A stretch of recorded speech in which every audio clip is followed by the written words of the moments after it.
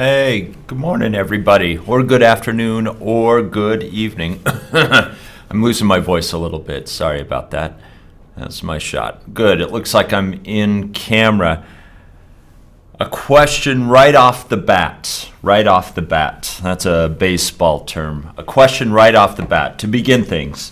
A question to begin things today.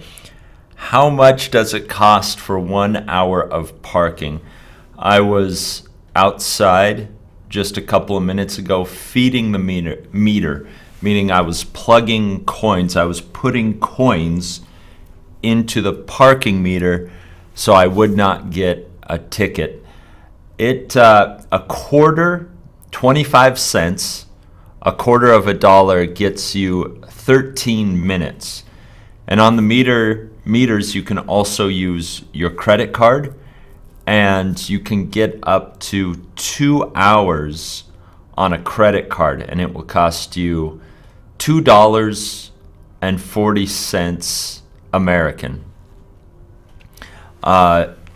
Doesn't seem like a very good deal to me. Seems a little pricey. This morning, your afternoon or evening, or morning as well, we will be talking about summarizing. We talked about paraphrasing before, but this morning it will be about summarizing, which uses paraphrasing. So paraphrasing will come up again. We'll talk about it a little bit. If you want to talk about parking, Leo, free parking is outside downtown. I broadcast these videos from the heart of beautiful downtown Spokane, Washington. And it is, the closest free parking is maybe a mile away outside of downtown. You have to leave downtown if you want to find free parking. It's not cheap. And I didn't want to walk into work this morning because the weather is very wet this morning. It's this, we have a lot of weather terms. It used to be called, when I was young, we used to call it slush. It's a mixture of snow and rain, and we used to call it slush. It comes down very wet and heavy, and sticks to the ground for a little bit and then goes away. So it's not like snow. It doesn't build up. I've also heard it called sometimes freezing rain, maybe if it's more like rain. And I've also heard this new term that they call it grapple.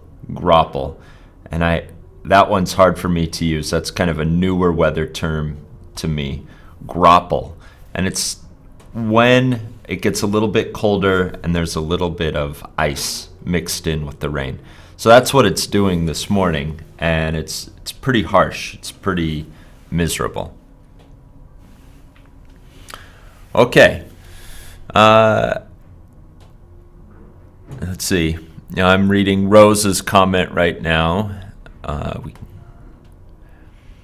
In paraphrasing, you want to roughly be the same length. It doesn't have to be the exact same length.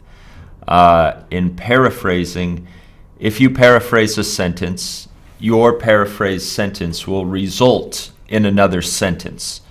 You can't paraphrase a sentence and make a phrase, and you can't paraphrase a sentence and make a paragraph.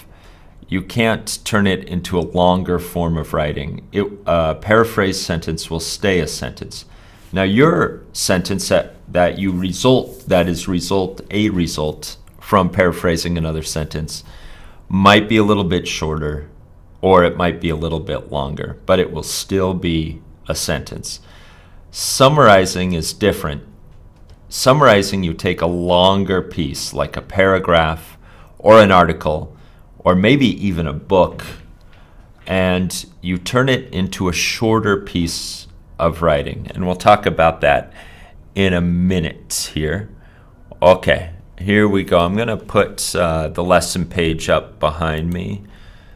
There are the class notes. I will share the link with you. In the chat room, you will see the link I just shared with you. You can go ahead and click on that and look at the notes.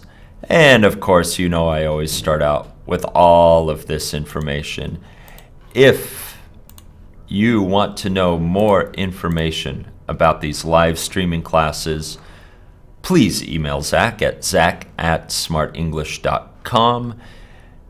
If you want to know more about the subscription service, please look at this page. The subscription service includes access to the Smrt curriculum, all the lessons and exercises, homework assigned by the teachers, quizzes and exams, and a certification at the end. We also have some added features coming in. There will be chats with the teacher, live chats with the teacher, but only for subscribing students. And I'll let you know when that's coming up. I think I'll do my first one this week. So you will also be able to chat live directly with the teacher and maybe even see them if you have video capabilities. And they will be able to see you. The classes available, again, are pre-intermediate English with Nicole, intermediate English with Mark, upper intermediate English with me, and English for academic purposes with Josh. So you can follow these links and look at those. And then the SCEL page is where I work and Josh works and Nicole works. Again, here in the heart of beautiful downtown Spokane.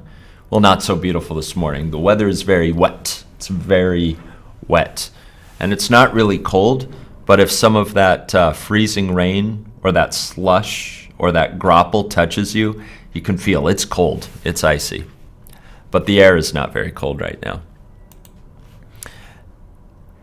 If you haven't yet, please join our Facebook page at Learn English on Facebook. Oh, look, here's a post by Josh right there. So you can see some posts from the teachers and other students and videos by Mark. So please check that out. And then finally, as you probably know, because you're on the page, we archive all of our old classes on our channel on Smrt, and that link is also included. So when you have a little bit of extra time, why not go back and look at some of those old videos you may have missed, or maybe a video in another class. Or if you are wondering about being a subscribing student, why don't you watch a teacher's video and see if it's the right level of English for you. Yes, okay. The terms I'm saying, I'll put them in the chat room, the terms I'm saying, or maybe I'll put them in the vocabulary. My name, as always, is Neal Hallgarth. It has not changed in 2 days. I have the same name. Okay. Paraphrasing, summarizing. We talked about paraphrasing last time. I included the same vocabulary here. Let's add some weather terms. Let's add slush. Slush is a mix of snow and rain. It is usually heavy, wet, and transparent. You can see through it a little bit.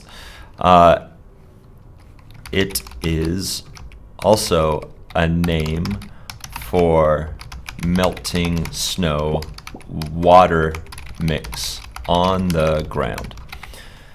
So at the end of winter, usually at the end of winter, a lot of slush will be on the ground because the snow is starting to melt and water is mixing with the snow, and we call that slush. But when I was younger, and I don't know if the term's used anymore, we used to call it the same thing if it was falling from the sky. The new word I'm using, I think it's spelled like this. I could be wrong. Gropple, Gropple. That is a rain, snow. Let's see if Google knows it. Do you know Oh, I was wrong. Groppel. So I was wrong about the spelling. See, I use the word so infrequently that I didn't even know the spelling. A rain-snow mix, I don't have to say that is. A rain-snow mix that is maybe closer to snow than rain, and then freezing rain, and now for weathermen, meteorologists, there would probably be a difference, but we also call it sleet. Again, how about an ice rain mix that is like, I'm trying to describe it, is like sharp rain. It's like almost like maybe it's not going to cut you, but it is kind of like little needles falling from the sky. So there are some weather terms, and it kind of describes the weather we get in the fall and in the spring, maybe late fall, early spring. We start to get these mixes of weather. And of course, you may know hail. Hail is falling ice. If I go to Google Images, which I'll start. If I go to Google Images and look up hailstones, we start seeing things like this. Hailstones can be as large as golf balls, so they can do damage. They can do a lot of damage. They can shatter or punch holes in a windshield. Yes, they can be quite large and heavy, be large in measurement. Now, I don't know if this fell from the sky or if it was artificially created in a laboratory or refrigerator. I've never seen hailstone that big. Of course, this is a joke. That's not real. But it does get kind of heavy. This is probably real. It does get kind of heavy, and it can cause damage, but it's very rare. Maybe we see it once or twice a year here, and in Spokane, I've never seen it get large. And it's kind of fun to be stuck out in a hailstorm because it's very short and it's unexpected, and since we don't get big hailstones, it kind of tickles a little bit if you get caught in a hailstone. Yeah, kind of like mountain weather. Spokane itself is in a valley.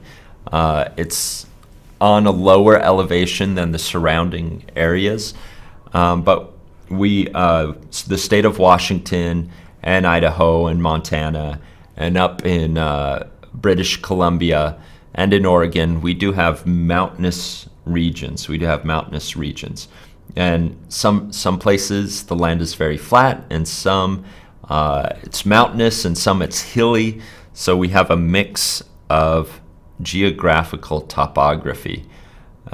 We happen to be in the valley, but the mountains, the Olympic mountain range in Washington State, I guess since I'm talking about it, I'll show it to you. Let's look at Washington State map. In Washington, let's see if any of these feature the mountains. In Washington, we have this mountain range, the Olympic mountain range, and it blocks a lot of weather patterns that come in from Canada.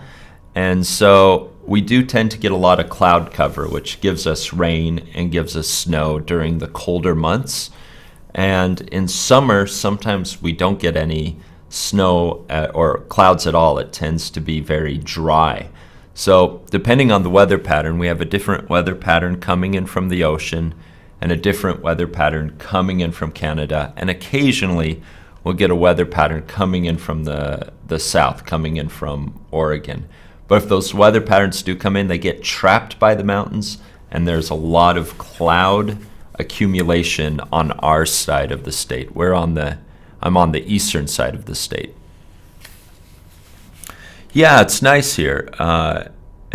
Yes, the word hail also means like you salute a leader or you salute a king. You might say, so another meaning of hail is, you might say something like, all hail the king. All hail the king. It's like a very formal hello, and you don't have to say hello to the king. It's just you show that you recognize that they're a leader and you are below the leader. So it has a couple meanings there. Yeah, hail and hailstones are very, very rare in this area. And I think, in fact, around the world, they're a very rare weather pattern. We only get them a couple times a year here, and the hailstones are very small, like little pebbles, like little rocks, and they don't hurt. They don't hurt at all. And it lasts for a short time, maybe like a minute. So very unusual. So yes, we get many different kinds of weather patterns falling from the sky. So it's interesting. And we get all 4 seasons, clear, distinct seasons: fall, winter, spring, and summer. And because it's so wet now, it's distinctly fall. It's distinctly autumn in Spokane. Now, it took a long time to get there. Usually it starts earlier than mid-November, but it's here now. It's here now. Okay, maybe enough talk about weather for now. Thank you for your patience as I talk about weather and Washington State. Paraphrasing. So if you remember, or if you don't because you weren't here last time, paraphrasing, let's look at the definition, to express an idea using different words. So to express the same idea using different words. Again, if you're going to paraphrase a sentence, you're going to end up with another sentence, but you say it in your words. You say it how you would say it. 3 things you want to do when you paraphrase. You want to change individual words, meaning use synonyms. Replace one word with another word and have that word have the same meaning. Another thing you want to do for paraphrasing is change word order. You want to change the order of words. You want to move words if you can, such as adverbs. You want to change maybe where subordinate clauses appear, like clauses beginning with if or because. You might want to move that whole section of sentence to another part of the sentence, either the beginning or the end. And you want to change grammatical forms. You might want to see if you can change a noun to an adjective to a noun, an adverb to an adjective, maybe even a verb to a noun or adjective. You want to change grammatical forms. So you want to do those 3 things when you are paraphrasing. And we practiced that last time. Bargov, that's, is that slang? Oh man. It's not common slang. I'm just gonna say that. I don't think I want to share it in the video, but that's not common slang. The only time I've heard that is on a cartoon. It's kind of nonsense. There is no meaning to that phrase, to that expression. It's just nonsense, and it would be used as a threat. It would be used as a threat to show that you're stronger than somebody else. Okay, now let's get to the lesson. I can probably share with you the link to the class notes one more time. You can look at the class notes. I will be using the presentation, and I'm taking this off Writing Unit 5.2 from the Smrt curriculum. This is using your own words, summarizing, where you take a longer piece and you make it shorter. The ability to summarize the main points of an essay, article, or lecture is an essential academic skill. Here are some useful tips on writing a good summary. 1. A good summary is clear to someone who has not read, watched, heard the original source material. Always assume the reader is unfamiliar with the book, film, article, etc. that you are summarizing. And in everyday life, you might find yourself summarizing. You may have done this before and not realized you were summarizing. If somebody asks you, did you see that movie last night? And you tell them yes, and they say, well, what was it about? And when they ask that, they're asking you to summarize. They're asking you to summarize. And we do this all the time with movies, TV shows, books, and somebody wants to know from you what it's about. And you automatically go into a summary of it. You don't tell them everything.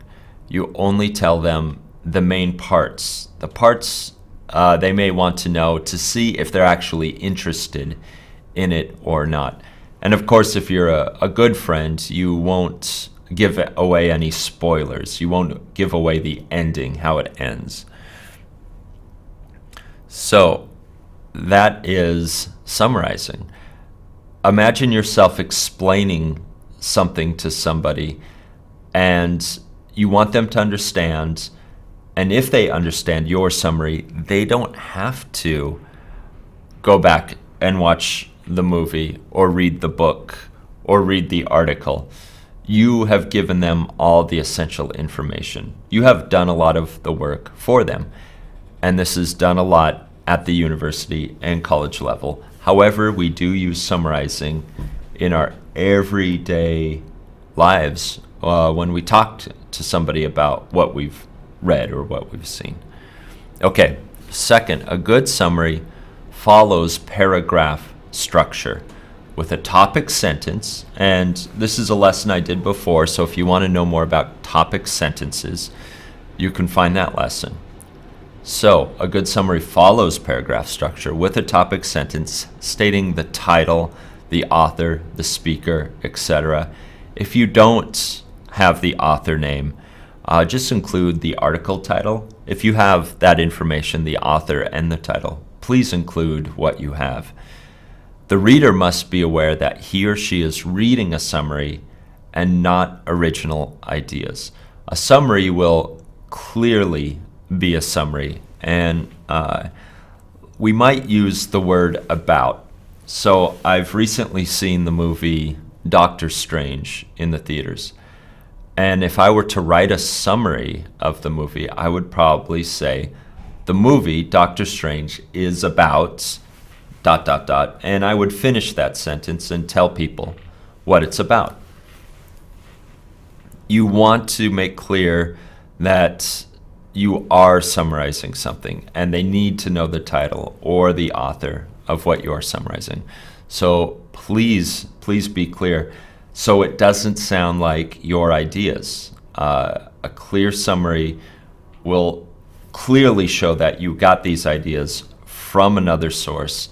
They won't sound like your ideas. However, they will be in your voice, meaning they will reflect how you speak or they will reflect how you write. Rosa, you hate summarizing movies when people ask you to summarize a movie. I don't like it either. It's kind of difficult and it's kind of hard to do without giving away important information or give away the end of the movie. When you write a summary for an academic purpose, you will give everything away. If you were to write a summary of a movie, it may include the ending if that ends up being important information. A good summary gives the main points and only the main points.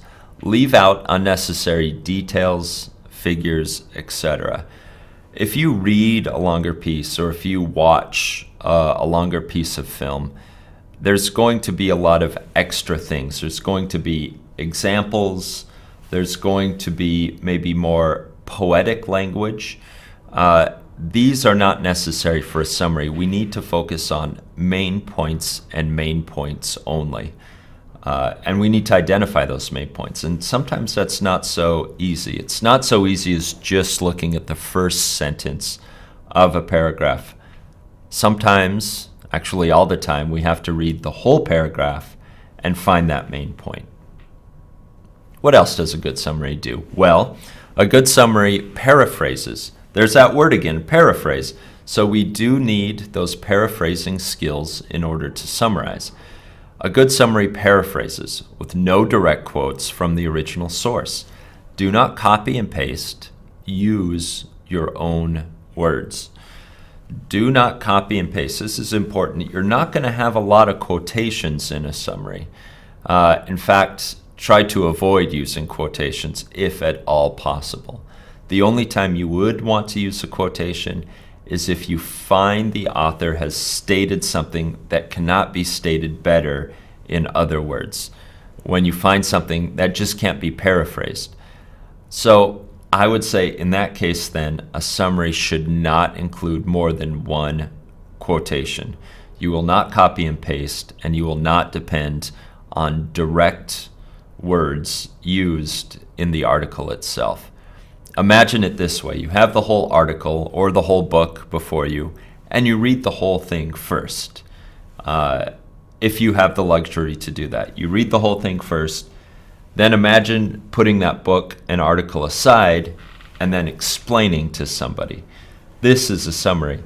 Now, of course, if we want to write a good summary for academic purposes, we would not put that article or book aside. In fact, we'd keep it open next to us so we could make sure that we are getting all the information. But imagine that.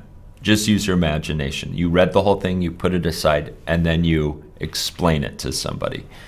So that's what a summary is kind of going to be like. A good summary is not wordy. A good summary is clear and direct. Don't use what we would call florid language, or don't use too many words. Again, it's got to be short, concise, to the point, and I see somebody use the word concise before. Yes, Leo, it has to be concise, it has to be precise, it has to be accurate. Can you introduce the topic, Rosa? Can you introduce the topic when you summarize? I will. Again, anytime you write a paragraph, unless your teacher or professor or the doctor that is teaching your class says you can use first person, try to avoid that. Try to avoid, I will explain, or in this paragraph, I will explain, or in this paper, I will explain. This is called announcing, and you don't want to announce in your papers, not even in a summary. If a teacher specifically assigns a summary, you could say, this is a summary of ... This is a summary of the article ... But you don't even need to do that. That's also announcing the assignment. All you have to say is the article blank is about, and then you tell us what it's about. So, and that will help it be not too wordy. That will help it be concise and precise, clear, direct, to the point.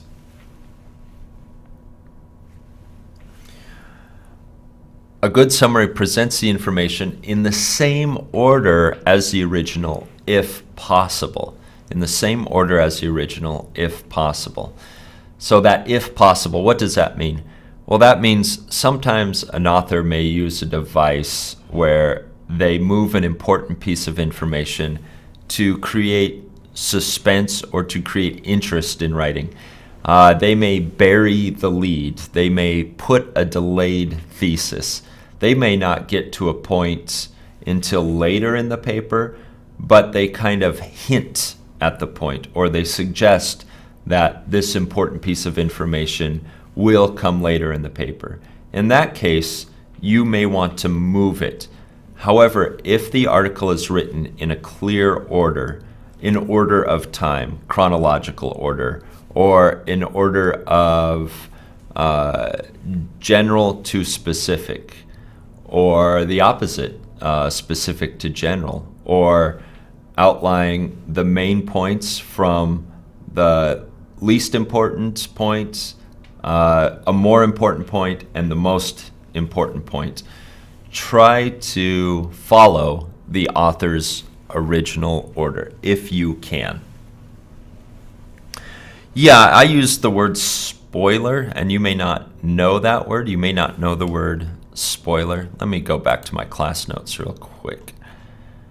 Yeah, if I ever use a word and you don't know what the heck I'm talking about, spoiler. And on the internet, you will often see it written in all caps as a warning. Spoiler or spoiler.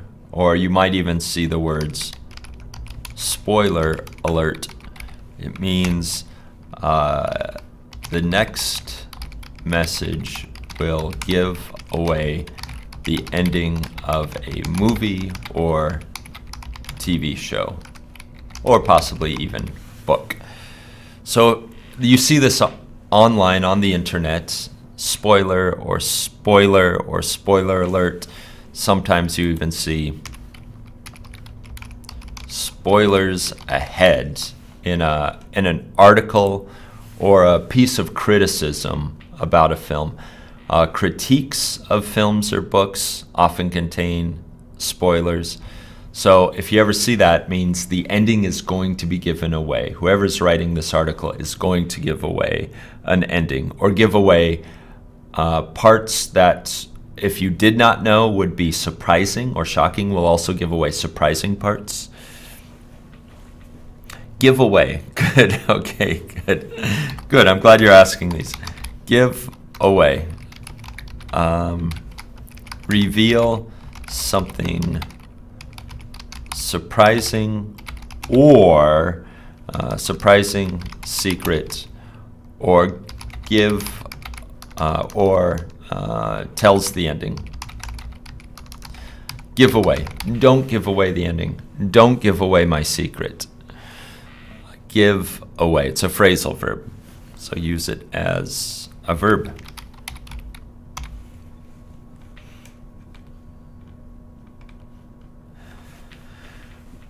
Okay, here's a question by Rosa. Can I paraphrase the quotation and use it in the summary? Yes, of course you can do that. Of course you can paraphrase a quotation and use it in the summary.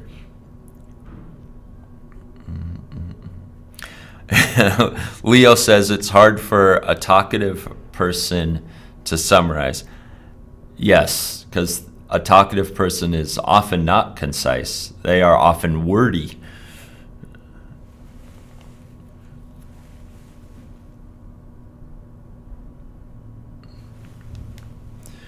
We will look at this. For some of you who think this sounds difficult, we will look at this. We will practice this a little bit, and I'll show you maybe some of the techniques I would use. So let's go back to our presentation. A good summary is objective.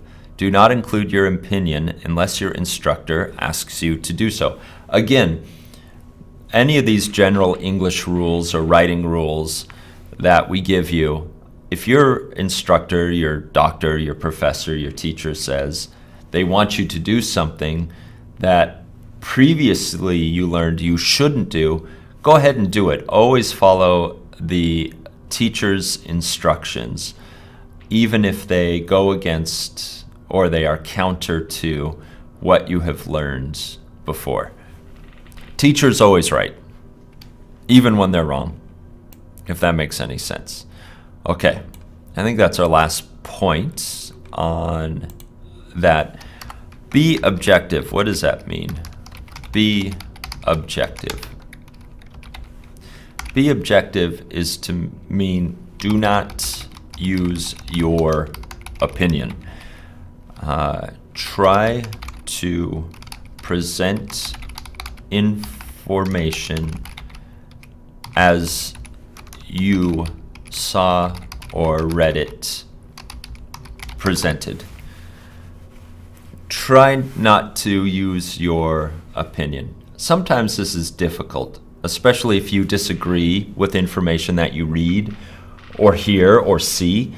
But in a summary, you need to be objective. You are going to try to capture the original authors or the original filmmakers or the original speakers' intent, their ideas. So be factual. Yeah, be neutral. I like that. Leo, I like that synonym. Neutral. Be neutral. Don't pick a side. Don't pick a side in a summary.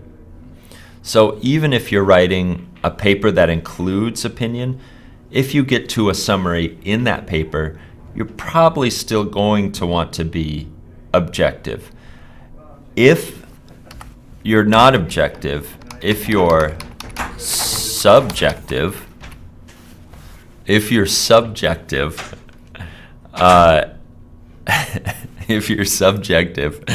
you're probably writing what's called a critique or criticism.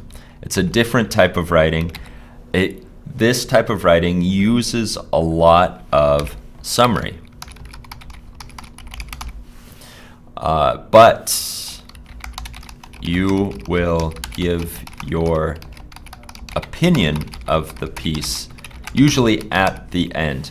You summarize it first, then you say what you thought of the book or the film or what some speaker said. But yes, if you're just presenting a straight paraphrase or summarize, please be objective. Try to be as true to the original piece as possible. Yes, like Buddha's middle way. Maintain the middle way, just like Buddha would. Don't pick a side. Okay. And again, there's the rules for paraphrasing. I've also included the rules for summarizing. Let's go down, keep going down. Okay. I'm going to try to make this as large as possible and fit it on the screen. Maybe I can only get some of it. Okay, let's look at it. So here we are reading an article about a study. People who overshare on Facebook just want to belong. One thing I'm going to do when I read this first paragraph, eventually I want to get to a summary of the entire piece, but I'm going to start slow. I'm going to go paragraph by paragraph. So I'm going to put that as my first piece of advice on how to summarize. Now that we know what a summary is, how do we actually do it? First one, go paragraph by paragraph before attempting to summarize the whole article. Of course, when we do this, make sure we understand each paragraph as we go along, which means we might want to reread for understanding or look up unknown words. So we're going to go slow. Okay. Here's the whole first paragraph. I'm going to pop out and I will read it aloud and you can follow along as I read aloud. I'm going to read slow and then I'm going to go back and we'll look at the paragraph a little bit closer, but I'll read the whole thing for now. Every time you cringe, roll your eyes, and mute an annoying friend on Facebook for oversharing, you could be invalidating someone who just wants to belong. A study conducted by Gwendolyn Seidman of Albright College and published in Computers and Human Behavior examines how people use Facebook to express their true selves. The true self is a concept first named in 2002. The idea that we possess qualities we'd like to be recognized for, but that we are normally unable to express in day-to-day life. For instance, someone with a pathological inability to express kindness might still want to be thought of as a nice guy. Okay, sorry I'm blocking the bottom part of this paragraph. Okay, first of all, are there any words we don't know? I need to make sure I understand the paragraph first. I'm going to look at this word, invalidating. Invalidating. I'm not sure I know that word, so I would put it in my notes. Now, if you're reading out of a book, and it happens to be your book, like you bought a textbook from the school, you can write a lot of your notes in the margin, in the white space between the words and the edge of the page. So you can write notes in a book. If not, make sure you have either a handy notebook or your computer available. Have a computer screen like this, like a Google Doc, so you can take notes as you go along, because you're probably not going to memorize it perfectly in your head.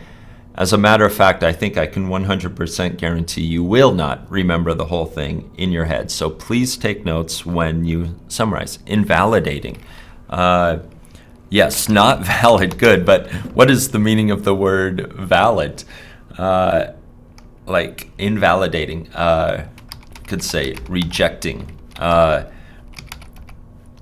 making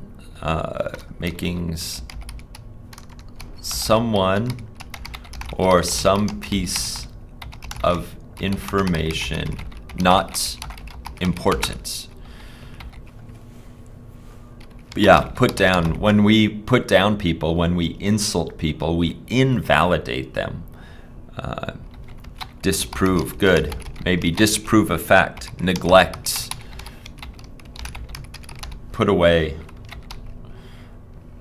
There's another, somebody's asking about cringe. Cringe. Yeah, cringe is a tightening of the body or face in an awkward moment. So cringe is like this, you know, like that. Maybe during a scary movie you might cringe. There, you saw some of my acting skills there. Good, a lot of synonyms. You guys are synonym machines. Again, for invalidating, ignore, turn down, disparage, nullify. So, given all these words, I think you understand what invalidating might mean. And now you know what cringe means. Okay, so we look up words we don't know. We want to make sure we understand the paragraph first, because our understanding is going to be important for somebody else's understanding. So look up words you don't know, reread the paragraph, read it again to make sure you understand it. Okay, what's the next thing we should do? Maybe the next thing we should do is look for repeated words or terms. Look for repeated words or terms. This is going to help us determine what this article is about. So look for important words or terms. Leo, do we cringe when the weather gets slushy? If it's freezing rain or grapple or hail from the sky, yes, we might cringe. We might cringe if it's heavy enough to cause us to do so. Okay, I'm going to pop out again for a second. Do you see here, do you see any repeated terms? Do you see any repeated terms where the author repeated something? I see something stands out to me especially. A repeated term or word does stand out to me. Do you see anything repeated? And of course, I'm not talking about articles like the or prepositions like of. Of course, you're always going to see those. Yes, good. Leo, Nitesh, good. Milena, good. That's the one that I saw too. True selves, true selves. the true self. So let's include that in our notes. So we put it in quote, true self. This seems to be important. The author thought it was important enough to present it and then explain it. Okay, now that we have that, in a paragraph, try to locate the main idea of the paragraph. The main idea is usually going to be a sentence. Can we look at this paragraph again and try to identify the main idea, the sentence that contains the main idea?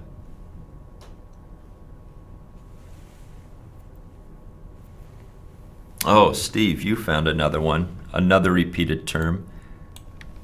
Kindness and a nice guy. Yeah.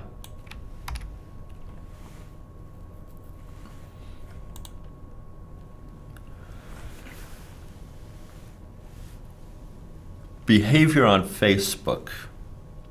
Oh, okay. So you're, Milena, you're already summarizing maybe what might be the main idea. And of course, you can do that. But as it's presented, before we begin paraphrasing or summarizing, can you find the sentence, as the author wrote it, that might contain the main idea of this paragraph?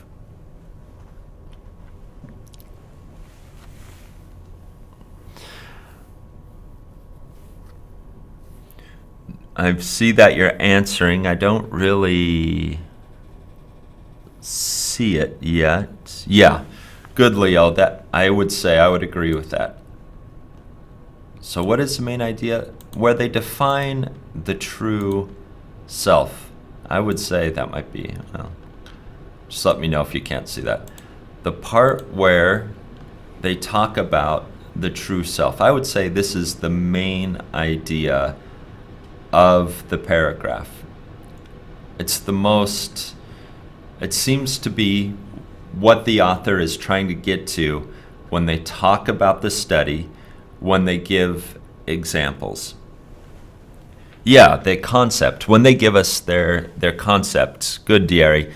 This is the main idea. Okay, so then what can we do? Eliminate examples. Eliminate examples. We will not need to summarize examples. We will not need to include the examples in our summary. Now, the exception might be if the author uses a very long example. A very long example to illustrate a point. So here in this first paragraph, where do you see examples? Where do you see examples? Where has the author shown examples? Where are the examples? And to help you out, I would say there are two examples in this paragraph. What are the two examples in this paragraph?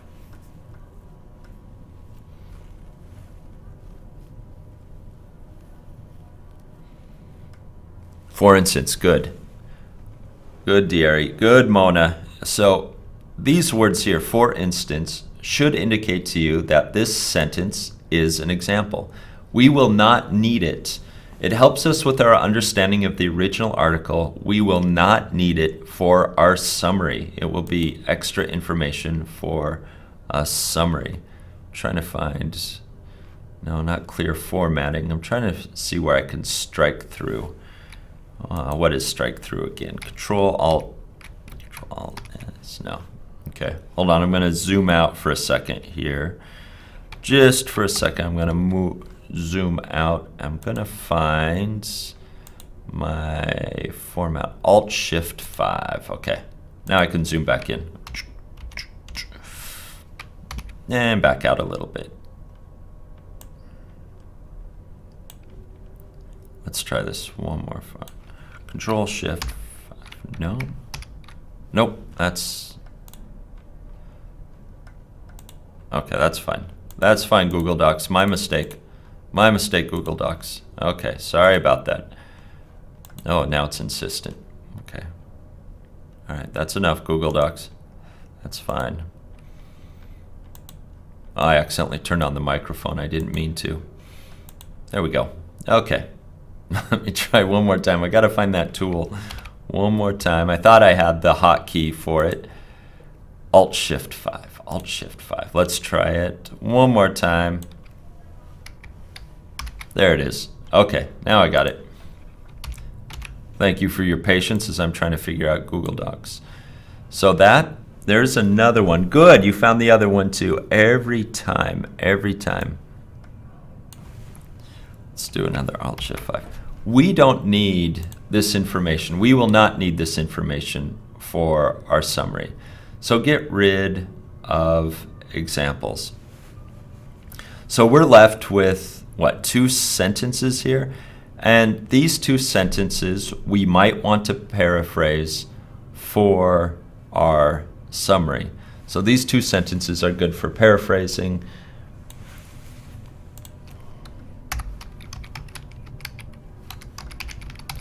Paraphrase remaining sentences.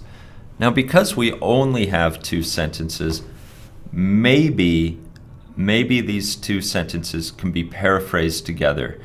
Usually we want to have the same length, but is there any way we can reduce, we can condense, and paraphrase these 2 sentences into one?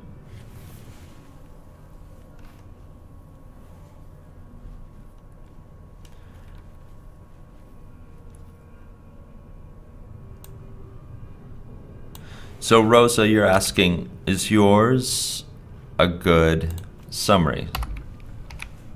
So Rosa has the summary of the first paragraph. And I would say I would move a person carrying on Facebook can be unacceptable because those people are trying to belong, as they have a true self, which means that they have abilities that can be expressed in daily life. One thing that's good about your summary is that it includes true self. So we have the concept that we need to express. Now remember, this idea of the example of Facebook is not necessary. We don't need to use the author's examples. And remember, in a summary, we're also presenting facts. We're also presenting facts.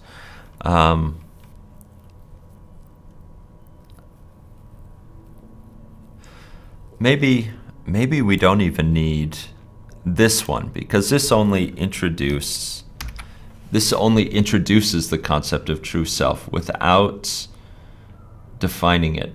Maybe we don't need to say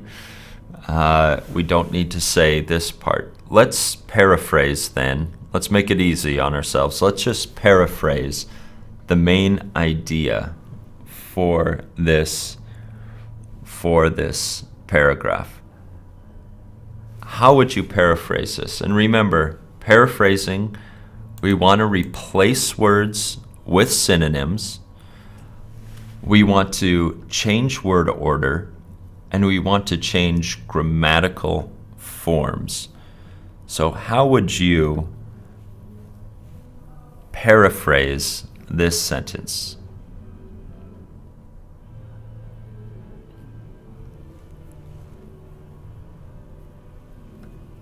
Okay, Rosa, you want to bring in the idea of Facebook. You want to include the idea of Facebook. Well, to know, remember, we're only doing the first paragraph. To know whether we need to bring in that concept of Facebook or not is, as we read the article, is Facebook continually used? Is that a repeated term or word throughout the whole article?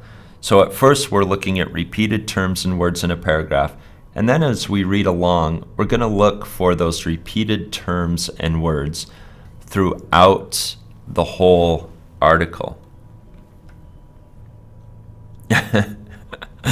Leo, we're going to need more than a one-word summary. We're going to need the true self is the quality of being, belonging to someone. Okay, so I'm going to look at yours, Nitesh. I'm going to include it here. Maybe I'll bring, as we look at these,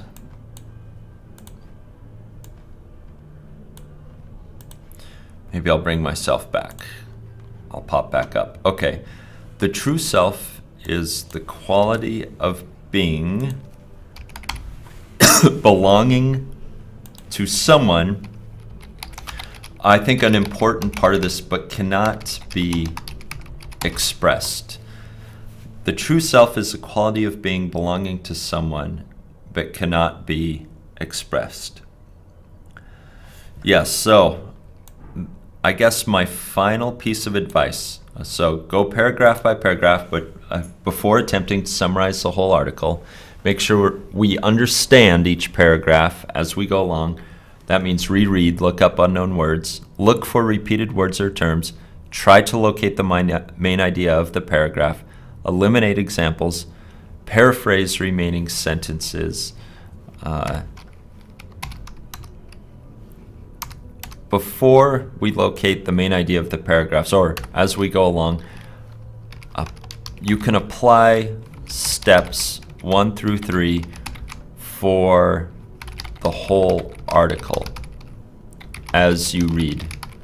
So find similarities between paragraphs.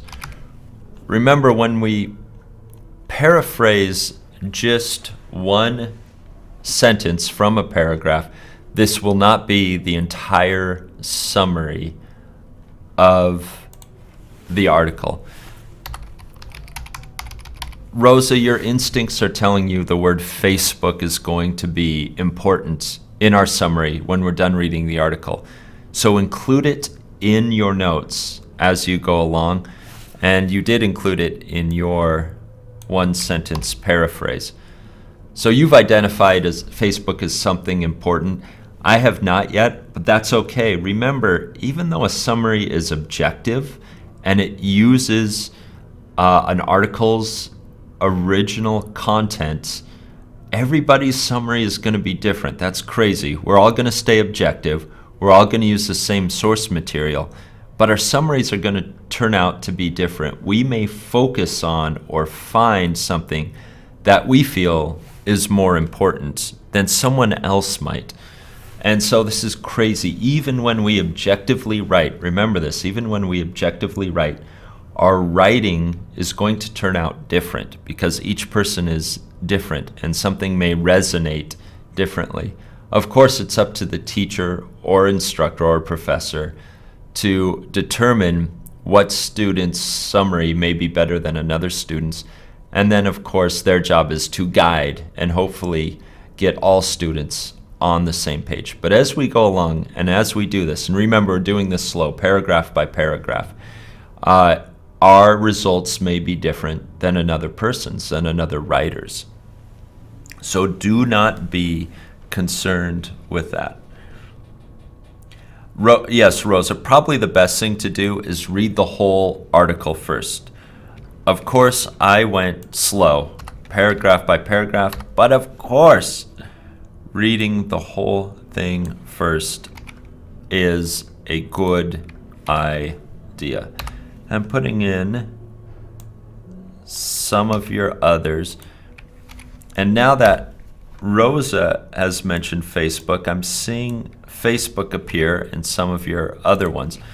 Rosa has had a huge impact. Yes, I would agree that I'll put that in. We seem to have a consensus now. Read the whole article first, then go back paragraph by paragraph before attempting to summarize the whole article.